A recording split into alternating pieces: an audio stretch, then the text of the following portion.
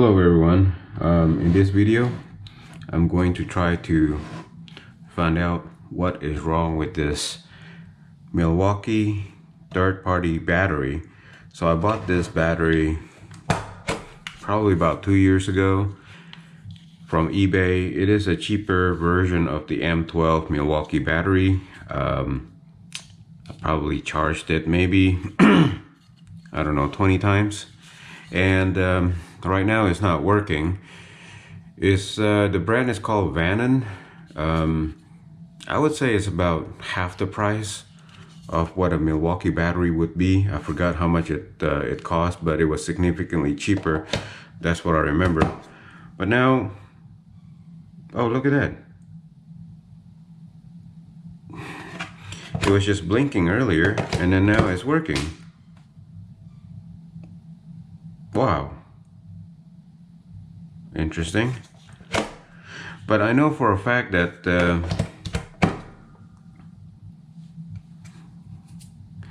this is actually not fully charged. So this actually doesn't have enough power in it. So I'm gonna try to remove or disassemble this and see what's inside. See if we can just.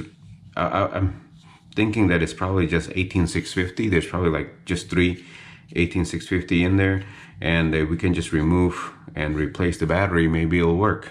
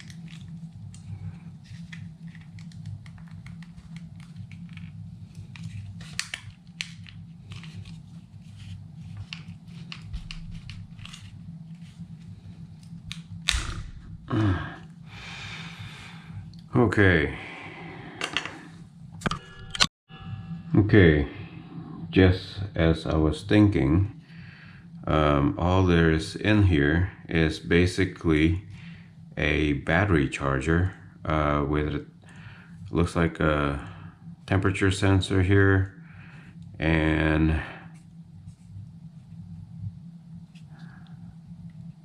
well, actually it's not even a charger, right? I don't think this thing has any I don't know what the purpose of this circuit board here, other than probably just to hold this. So the charging goes in like so, and oops, looks like that's just a container. And yeah, so these are 18650 2019 August. I don't know who they're made by. 3.6 volt. So 3.6 volt times 3 will give you an approximate of 9. So 3 times 3 is 9. 0.6 times 3 is 1.8. So it's only 10.8. I don't know how it's achieving 12 volt that is claiming to be.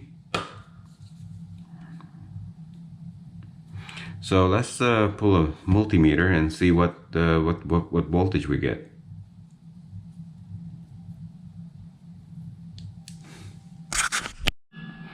Okay, so we're going to measure the voltage here, DC volt, from here to here. Right now it's measuring only 6.6 volt. That is pretty low.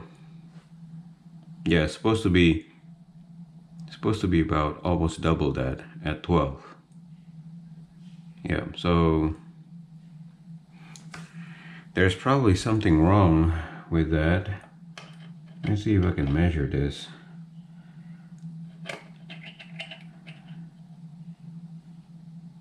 Yeah, there's nothing activating this. So I think the charger doesn't get activated until these connectors touches the inside there. So if I just put this in, it seems to be green. I don't know why it would be green, because it's definitely not 12 volt.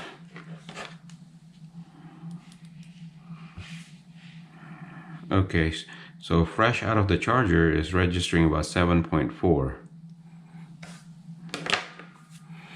Yeah. So if I purchase 3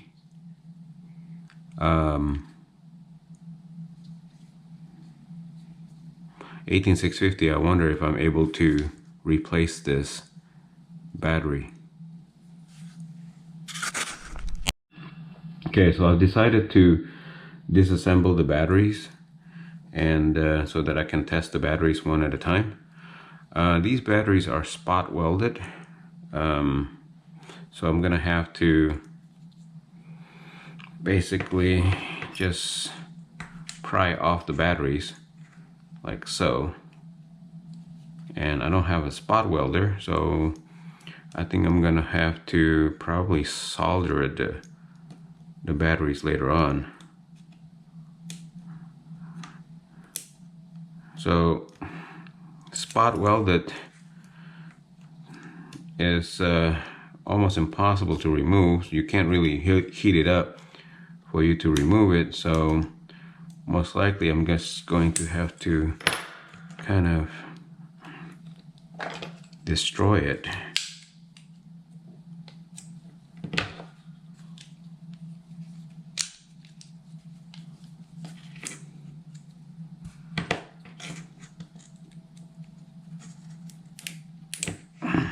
Yeah, like that.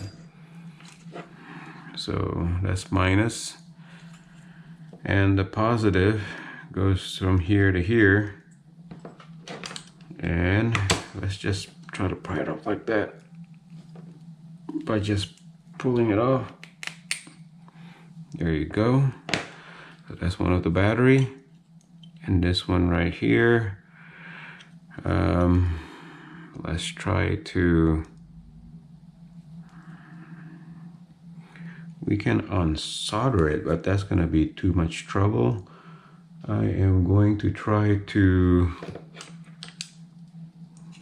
just lift this part off.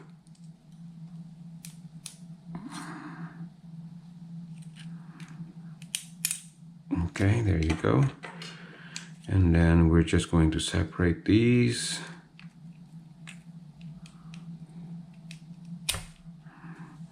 There you go. And the last one. Okay.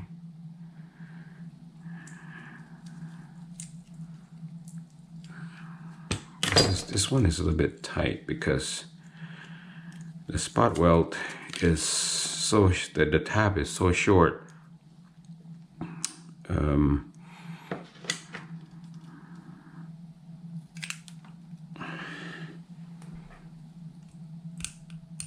Okay, there you go.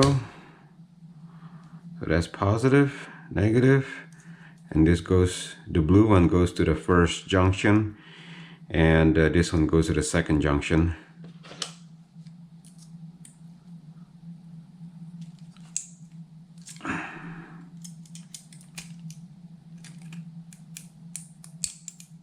Okay.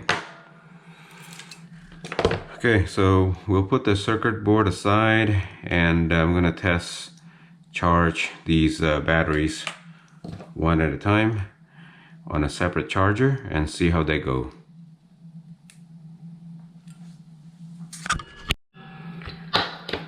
Okay, so since we're just going to charge each one of these batteries, I'm going to label them battery number 1, 2, and 3.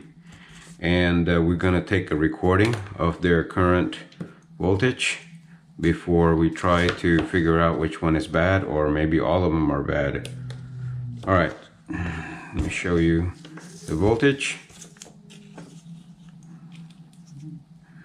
So this is 3.919.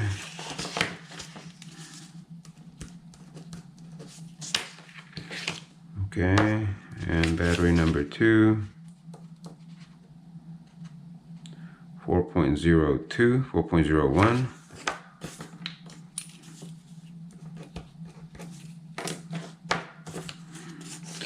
And battery number 3, 4.02.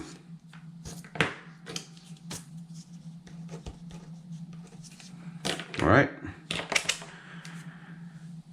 I'm going to charge them, and we'll see what happens.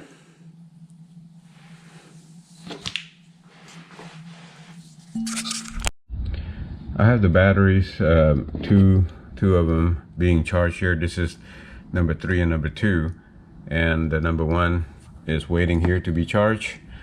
And just want to show you that it's actually not fully charged according to this Nightcore IntelliCharger. When it's fully charged, it actually will go to 3 bar. So right now it has some charge, so it has 1 bar, so at least it's somewhere between 30 to 60% right now. So we'll let it charge. We'll come back. I'll come back tomorrow and see where it is on the bar for the battery.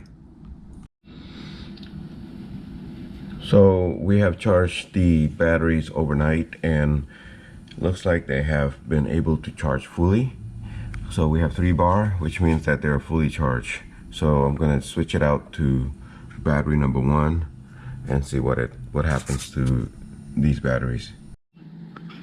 Okay, so by taking the voltage of battery number 1 after it's being charged on a separate charger, I realized that battery number 1 is actually not working well, because a couple of times that I try to charge this, it actually shows an error on my separate charger. So there's something probably wrong with battery number 1, and after a couple try, it actually did charge, and after it's showing as full, I measured the voltage and it's only 2.9, and right now when I measure the voltage, it's actually only 2.5. So battery number 1 is bad. The other 2 batteries is still 4.16 and 4.16, so they're good. And so this is the one that we need to replace. So we're gonna try to replace it and see if that will fix our battery pack.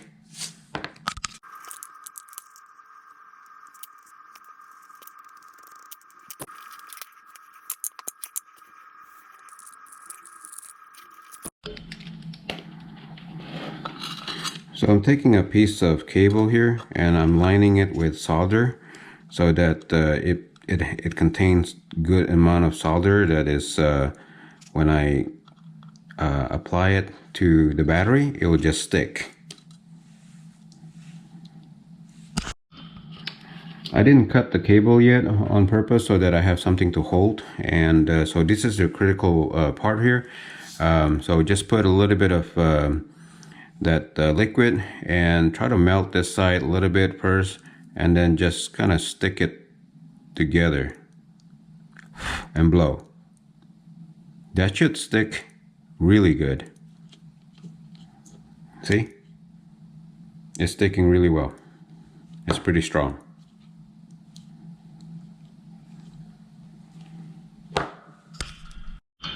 Next, I'll go ahead and remove the plastic sheeting off the cable, and I'm going to roughen it up, kind of like giving it some scratches. Then we are also going to apply some solder on that particular wire there. Start from the tip here so that the heat again doesn't go to the other side as quickly. So you would want to cool it down as you go, because you don't want the heat to go there and melt the other side. That should be enough there. Okay, so finally we're going to connect this cable to this cable, which basically completes this particular connection here.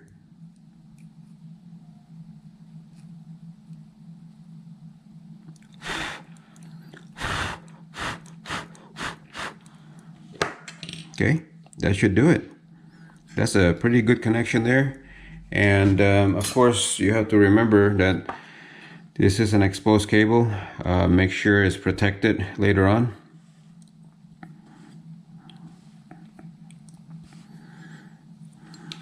So I'm gonna try to bend this.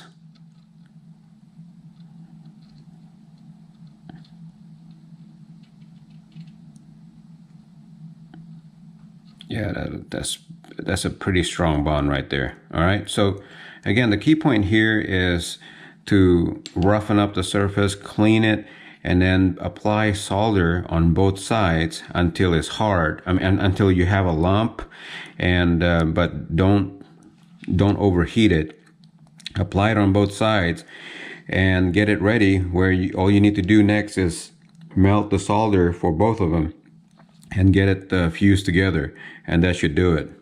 Okay, well, thank you for watching this video. I hope it's been useful. If you find this video useful for you, would you please give it a thumbs up to help others find this video and also learn from it and be useful, hopefully. And please subscribe to my channel also. Thank you for watching.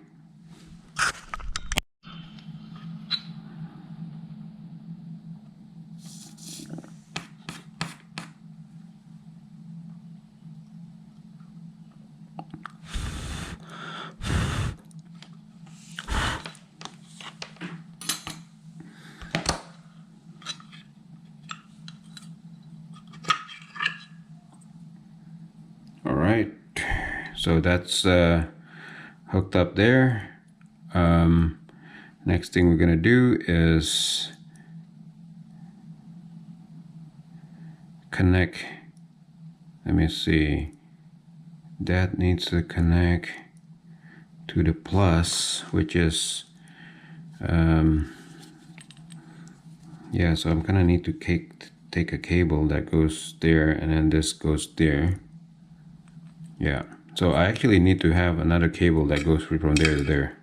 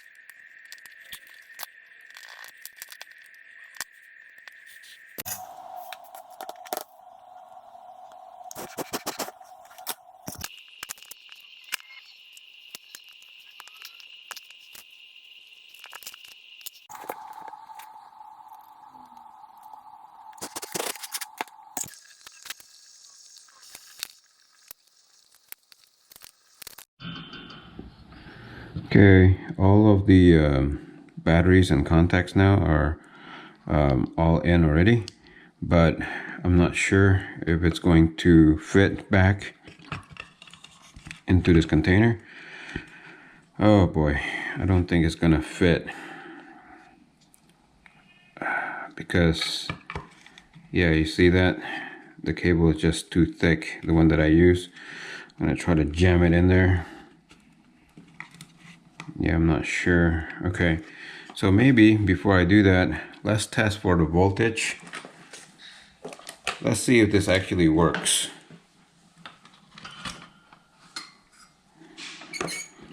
Let me get the soldering iron out of the way first. Let's get the multimeter back, and let's measure the voltage from the negative to positive. We are actually having pretty good voltage here, 12 volt. Yep, so that's really good voltage. I'm gonna take the chance to plug it into the to this charger here to see if it actually charges. So the charger is still plugged in, and let's take a look.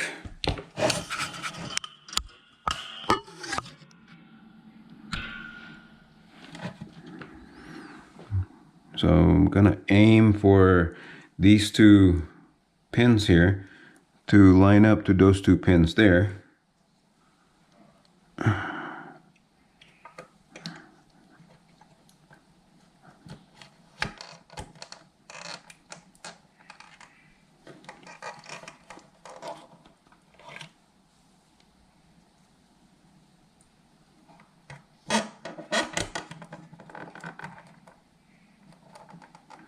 Uh-oh, that's not looking good.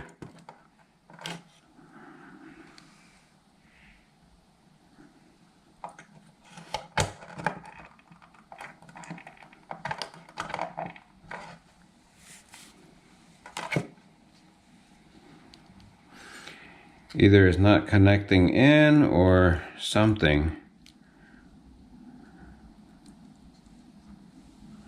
Alright, let's see if I can cap this. Maybe if I cap it, if I'm able to cap it, that is.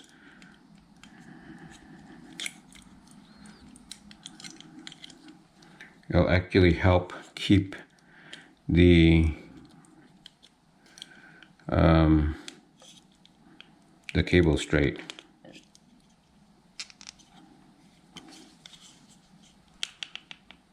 Yeah, there's no way this is gonna go in.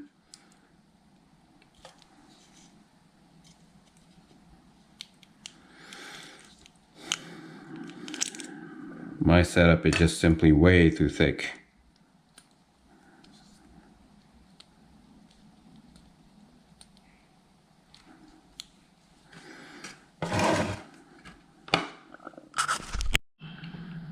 Okay, I got the battery pack back on like this, but I'm not able to push it all the way. I'm not 100% sure why I'm not able to push it all the way, actually. I think it's probably because my solder at the bottom is way too thick. That's why I'm not able to push this all the way. But I did measure it with the voltage meter. It does measure 12 volt, and when I use the drill on it, it actually do work, and it charge. So I think this is a successful project, but the only problem is that every time I remove this, it's gonna get stuck. The cap is gonna get stuck inside. See? And then I have to remove it using a plier.